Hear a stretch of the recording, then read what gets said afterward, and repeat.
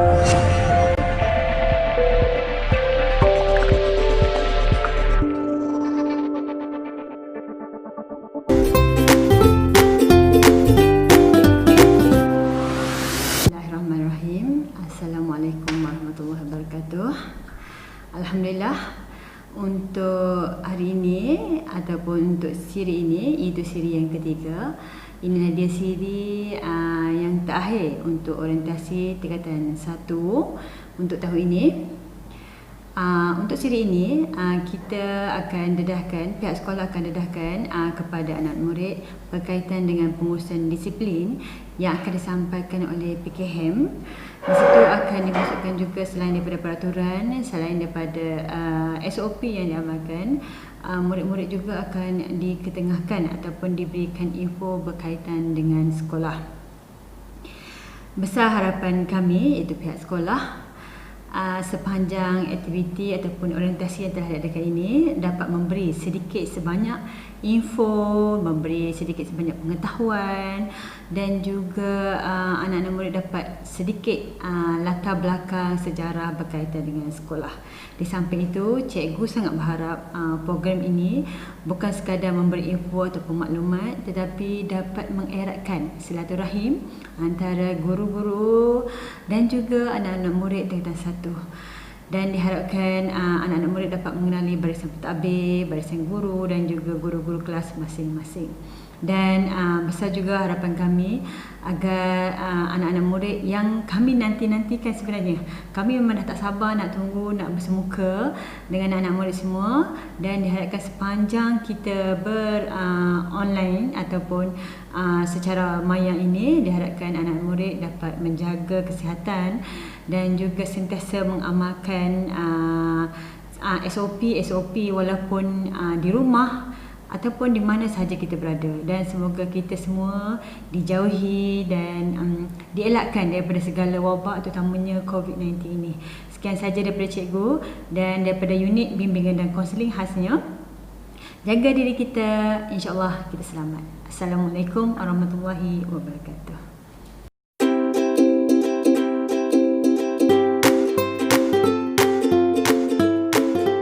Bismillahirrahmanirrahim. Assalamualaikum warahmatullahi wabarakatuh. Bertemu kita sekali lagi dengan saya, Puan Hajar Nur Zaliha binti Ghazali, penolong kanan hal ehwal murid SMK Putrajaya Presiden 92.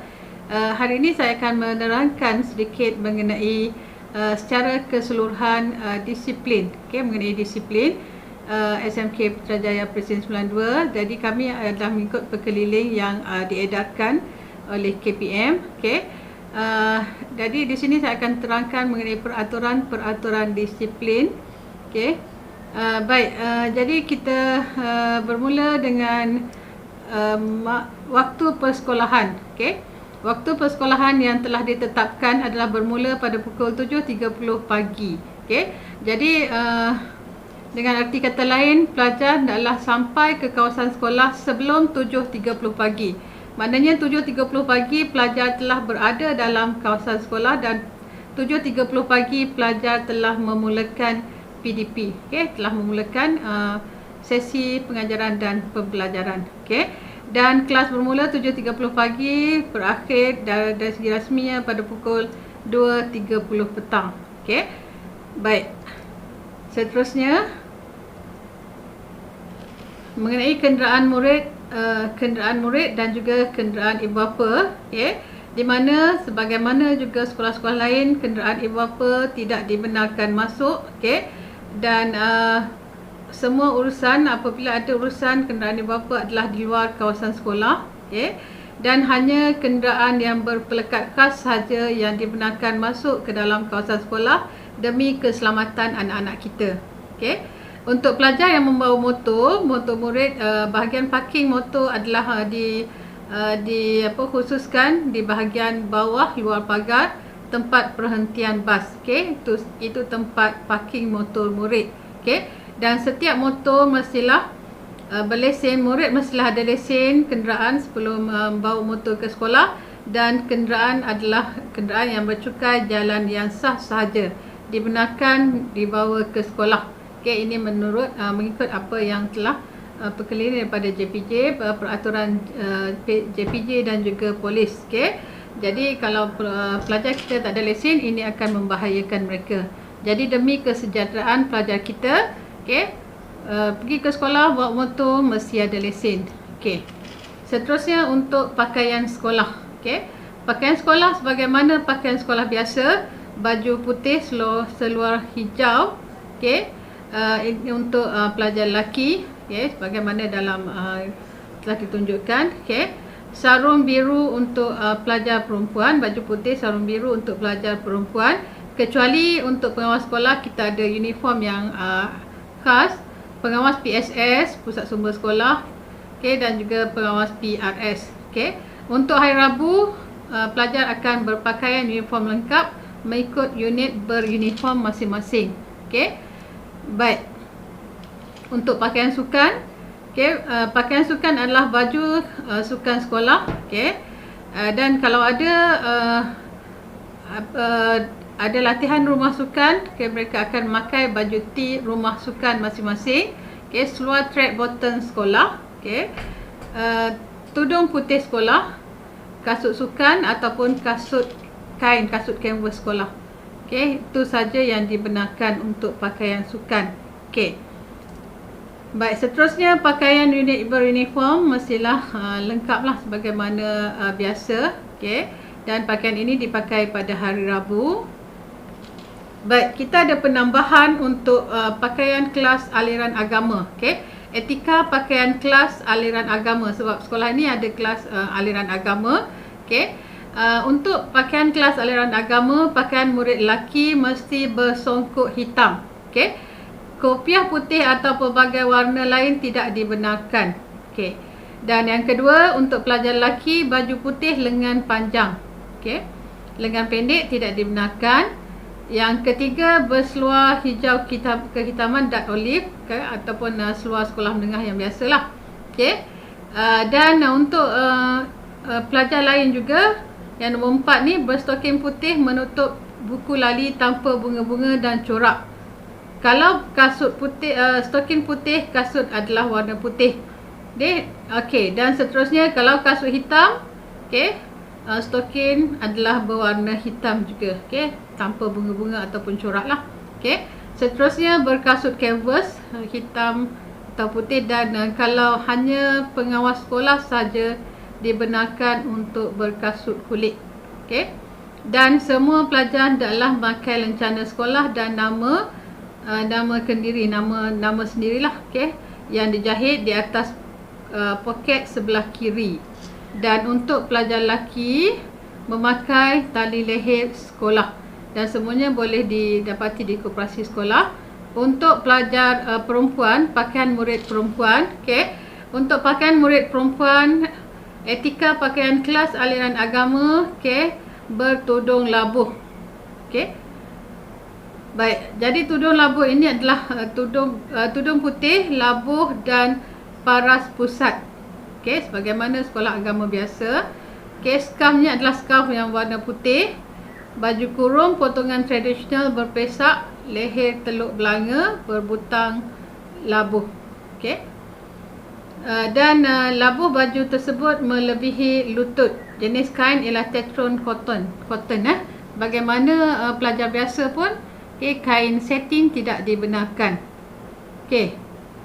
Seterusnya berkain biru turquoise untuk pelajar ataupun biru sekolah menengah, potongan kain susun di tepi. Okey.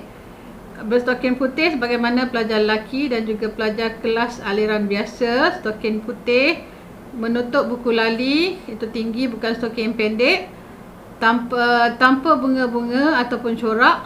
Okey, bagi yang berkasut putih, dan kalau yang berkasut hitam, stoking berkala hitam lah, warna hitam. Okey, kasut canvas sama seperti pelajar lain, lencana sekolah, nama kendiri adalah dijahit di atas tudung sebelah kiri sahaja, bukan sebelah kanan ya. Tidak dibenarkan memakai hijab. Okey, pelajar-pelajar lain pun tidak dibenarkan memakai hijab, iaitu tutup muka. Okey, bagaimana dalam gambar, itu adalah etika pakaian kelas aliran agama. Okey. Seterusnya kita sambung sedikit mengenai etika pakaian untuk semua pelajar. Tidak dibenarkan memakai cermin mata berwarna gelap atau sunglass atau memakai contact lens. Okey, apabila memakai pakaian sekolah ataupun ketika berada di kawasan sekolah semasa hari sekolah ataupun hari cuti. Okey, contact lens tidak dibenarkan, pakai sunglass tidak dibenarkan. Okey. Seterusnya pelajar tidak dibenarkan memakai alat solek dan sebarang bentuk barang kemas kecuali bedak asas sahaja. Itu yang dibenarkan. Yang lain tak boleh. Okey. Kasut kulit hitam hanya dibenarkan untuk pengawas sahaja. Kita terus pergi kepada pakaian hari Jumaat. Okey. Hari Jumaat memakai baju Melayu lengkap. Okey, dengan samping sekolah dan songkok hitam bagi lelaki. Okey. Baik. Samping sekolah boleh dapati di koperasi sekolah. Okey. Seterusnya, baju kurung putih dan sarung sekolah dan tudung putih bagi pelajar perempuan. Okey, bagi murid perempuan. Okey, dan hari Jumaat ada perhimpunan rasmi. Okey, untuk perhimpunan rasmi hari Jumaat, okey, pakaiannya sama adalah pakaian hari Jumaat, dan di mana hari Jumaat kita ada majlis bacaan Yasin, program Indahnya Iman. Okey. Perhimpunan rasmi Selasa Jumaat uniform sekolah sahaja. Okey. Seterusnya bagi pakaian kelas tambahan. Okey, kalau pelajar yang ada kelas tambahan selepas PKP kita dan hari-hari yang biasa, okey, kita kalau ada PKP dan apabila COVID tak ada nanti, insya-Allah pakaian kelas tambahan adalah uniform sekolah ataupun uniform unit sukan lengkap. Okey, pakaian lain tidak dibenarkan. Untuk rambut, okey, tidak berfashion dan berwarna. Bahagian depan tidak mencecah separuh dahi, bahagian belakang tidak mencecah kolor baju, bahagian sisi tidak mencecah telinga. Kalau kita tengok dalam gambar tu, yang bawah tu rambut tersebut tidak dibenarkan. Okey, sebagai pelajar sekolah kita mesti mengikut peraturan sekolah lah. Okey. Seterusnya, okey, kalau kita tengok itu adalah pakaian uniform separa, uniform persatuan. Okey, baju seluar sarung sekolah. Okey. Yang ni cerita mengenai stoking dan kasut. Okey, sebagaimana yang diwartakan, stoking warna putih untuk kasut warna putih, stoking warna hitam untuk kasut berwarna hitam. Bukan high cut. Okey. Dan kasut kulit untuk pengawas sahaja. Seterusnya, pas keluar masuk kelas, okey, kita memperuntukkan satu pas izin keluar untuk seorang guru. Okey, dan pelajar tidak digalakkan keluar masuk kelas semasa PDP kecuali untuk kecemasan. Okey, contohnya nak pergi tandas dan sebagainya, itu saja dibenarkan demi keselamatan murid. Okey, dan apabila pelajar hendak keluar kelas, mereka akan dibekalkan dengan pas keluar kelas. Dan nak keluar daripada kelas mestilah menulis dalam buku kawalan kelas yang ada dalam setiap kelas. Okey. Dan semasa ketiadaan guru, pelajar mesti berada dalam kelas. Okey. Satu pas untuk murid keluar dan pergi ke tandas yang berdekatan sahaja. Okey. Apabila berada dalam kelas, apa yang perlu ada dalam kelas? Ini perkara yang perlu ada dalam kelas, buku kawalan kelas. Okey, yang mana buku kawalan kelas diambil oleh guru kelas masa pertama dan juga akan dihantar kembali oleh guru masa akhir, dan selepas saja PDP selepas saja kelas, okey, hantar ke tingkat 1 untuk buku kawalan kelas. Carta organisasi kelas mesti ada, jadual waktu kelas, sudut nilam, sudut mata pelajaran yang sentiasa dikemaskinikan. Okey, susunan meja berempat ataupun mengikut kreativiti guru.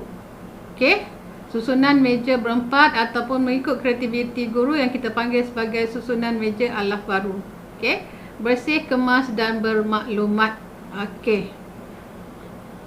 Baik, tentang solat berjamaah, okey, selepas waktu akhir, sebelum balik daripada sekolah, okey, setiap murid kita akan adakan solat berjamaah di surau.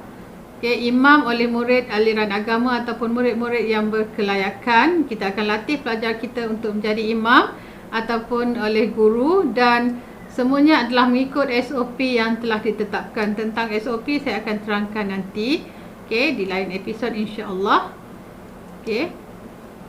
Untuk waktu balik. Cerita waktu balik daripada sekolah. Sebelum mengosongkan kelas hendaklah dipastikan kemas, telah dikemaskan, sampah dibuang dalam tong sampah. Untuk SMK Putrajaya Presiden 92, tong sampah adalah berada di luar kelas. Kita akan tengok, kita nak tengok tanggungjawab murid masing-masing dalam menjaga kebersihan. Dan pintu kelas ditutup oleh ketua kelas masing-masing. Buku kawalan kelas dihantar ke pejabat tingkat 1. Baik. Ini peraturan untuk bagaimana nak mula kelas dan mengakhir kelas. Kita latih budak kita, pelajar kita memberi salam, baca doa dan berakhir dengan bersalaman dengan guru. Ini kebiasaan kita sebelum ni. Akan berakhir dengan apabila guru hendak keluar daripada kelas, murid akan bersalam dengan guru. Dan untuk the new norms, murid akan meletakkan tangan di dada.